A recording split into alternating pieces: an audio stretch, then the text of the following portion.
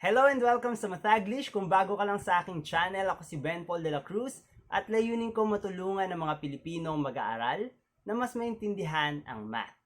And today, mapag-uusapan natin na yung pag-evaluate ng mga improper integrals. And to be specific, ang pag-uusapan natin dito ay yung type 1 ng improper integrals. Ito yung mga improper integrals over infinite intervals. Okay? Simulan na natin. Let f be a continuous function on half closed kay a and then half open kay positive infinity. Then, yung definite integral ng f of x with respect sa x from a to positive infinity ay equal lang daw sa limit ng definite integral ng f of x dx from a to t as t approaches positive infinity provided mag-e-exist yung limit. Okay?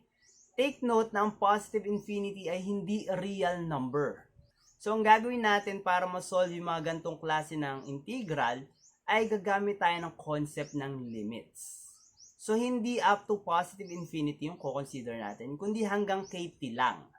Pero si t, ina-approach niya si positive infinity. Okay? So, I hope nakuha niyo yung difference, no? So, kapag si f naman ay continuous on half open, half closed interval from negative infinity to b, then yung definite integral ng f of x with respect sa x from negative infinity to b ay equal lang daw sa limit ng definite integral ng f of x dx from s to b as s approaches negative infinity. So, again, gagamit tayong concept ng limits. So, sa halip na negative infinity yung lower bound, gagawin nating s. Tapos si s, ipapa-approach natin kay negative infinity. So, kapag si f naman ay continuous sa r, or from negative infinity to positive infinity, and si c ay any real number, then, yung integral daw ng f of x dx from negative infinity to positive infinity ay equal lang daw sa sum ng dalawang limits na to. So, ano ba tong dalawang limits na to? Yung unang limit ay limit ng integral ng f of x dx from s to c. Pero si s, ina-approach niya si negative infinity. So, parang ito yung definite integral ng f of x dx from negative infinity to c. No? Yun yung sinusolve dito. And then yung second, ito naman, ang sinusolve dito ay yung definite integral from c to positive infinity. So, kumbaga, brinake natin yung interval sa halip na negative infinity to positive infinity. Ang ginawa natin ay negative infinity to c, tapos from c to positive infinity. Okay? And then, isusolve natin yung dalawang limits. So, I hope na-gets yung idea dito, no? And ito ay mag-e-exist provided yung dalawang limits ay mag-e-exist. An improper integral is called convergent if the corresponding limit exists. Otherwise, it is called divergent. So sa discussion natin mamaya, maliban sa mga evaluation ng mga improper integrals, ide-determine na rin natin kung convergent ba sila or divergent. Okay? Simulan natin.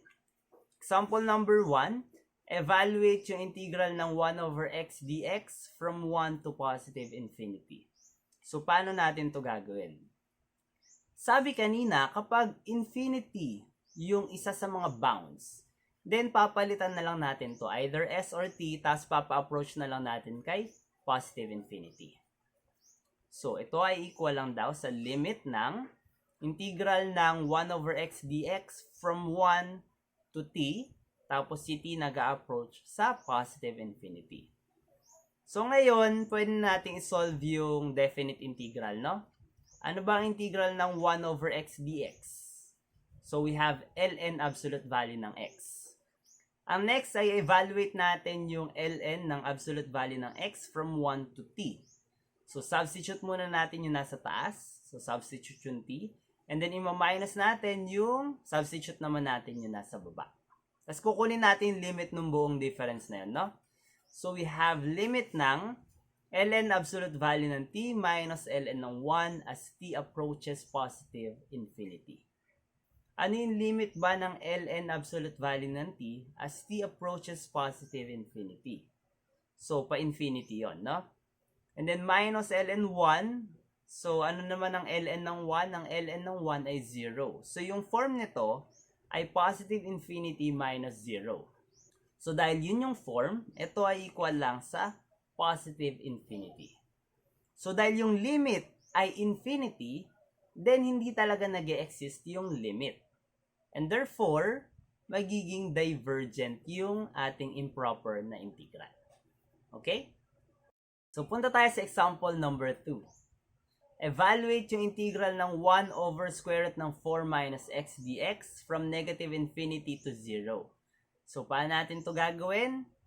So, yung negative infinity, re-replace natin, sabihin natin si s, tapos kukunin natin yung limit, no, as s approaches negative infinity.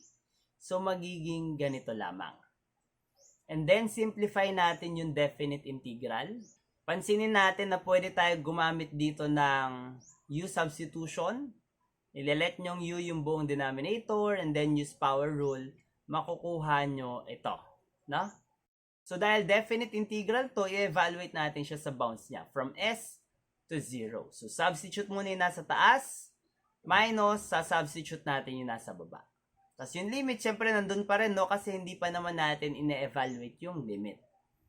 So, we have limit ng quantity negative 4 minus quantity negative 2 square root ng 4 minus s as s approaches negative infinity. Ang limit ng negative 4 ay negative 4 pa din naman as s approaches negative infinity. Pero para sa second term, as s approaches negative infinity, yung radicand ay ina-approach si positive infinity. So yung buong square root na yon ina-approach si positive infinity, pero may times negative 2 ka, so ang ina-approach nito ay negative infinity. Pero take note, may minus to, no? So ang form niya ay negative 4 plus positive infinity. So, ito ay equal sa positive infinity, pero alam naman natin na pag infinity ang limit, hindi talaga nag-e-exist ang limit, and therefore, ito ay divergent. Okay? So, punta tayo sa ating third na example. Let's evaluate yung integral ng 1 over quantity 1 plus x squared dx from negative infinity to positive infinity. So, ano mapapansin natin dito? Yung dalawang bounds ay infinity. So, ang mangyayari kapag ganito, i-replace natin yung negative infinity ng s. And yung positive infinity, pwede natin i-replace by t.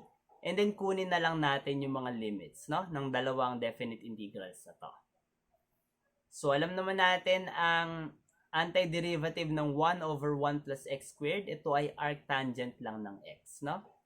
So, magiging limit ng arctan x evaluated from s to 0 as s approaches negative infinity plus limit ng arctangent x evaluated from 0 to t as t approaches positive infinity. So, hindi pa muna natin solve yung limit, i-evaluate muna natin yung arctan x from s to 0 at saka from 0 to t. So, substitute muna yung sa taas minus substitute yung sa baba. So, magiging limit ng quantity arctan 0 minus arctan s as s approaches negative infinity plus limit ng arctan t minus arctan 0 as t approaches positive infinity. Ang arctan ng 0 ay 0. So, magzi-0 lang yung mga arctan 0 dyan. Ang limit naman ng arctan s as s approaches negative infinity ay negative pi over 2. Yung limit ng arctan t as t approaches positive infinity ay pi over 2. So, magiging ganito na lang. So, pag sinimplify natin to, we have pi over 2 plus pi over 2, we have pi. And dahil finite yung limit, ibig sabihin ay itong improper integral natin ay convergent. Okay? So, punta tayo sa last example natin.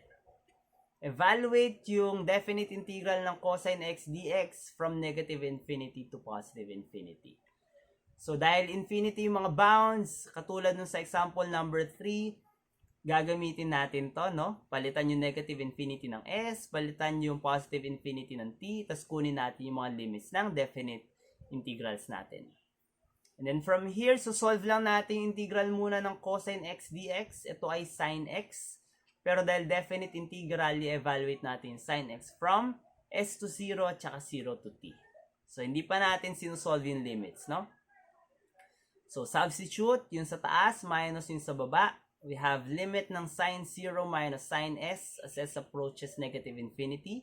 Plus limit ng quantity sin t minus sin 0 as t approaches positive infinity. And then, pansinin natin na yung limit ng sin 0 minus sin s as s approaches negative infinity ay hindi nag-e-exist. Okay, sa first term, itong limit na to hindi na nag-e-exist. So, dahil hindi na nag-e-exist yung isa sa dalawang limits, then masasabi agad natin na yung improper integral natin ay divergent.